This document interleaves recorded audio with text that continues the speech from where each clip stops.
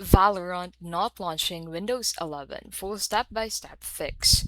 To fix Valorant not launching on Windows 11 in 2025, the first thing that you need to do is to check your system requirements. So TPM 2.0 and Secure Boot must be enabled for Valorant to run on Windows 11.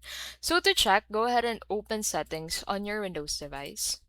And then in here, this would vary. So for most devices, you can access it through accessing update and security, recovery, and advanced startup. But for my device, I can access it by clicking on system. And then in here, I'll go ahead and click on recovery. And then under recovery, I'll be able to find advanced startup. So once you click on this restart now button, your device will restart. So you need to enter BIOS/UEFI and enable secure boot and TPM from there.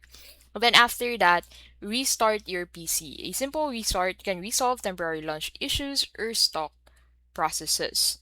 Now, another thing you can do is to let Valorant run as an administrator. So for example, this is Valorant.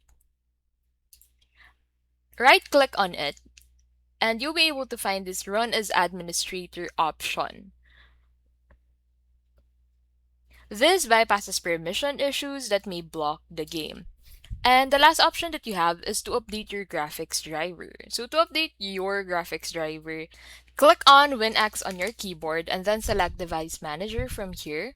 And then in here, you'll be able to find all of the apps that you'll find on your device. So in here, go ahead and look for your graphics driver. And then once you find it, right click on it and click on Update Driver.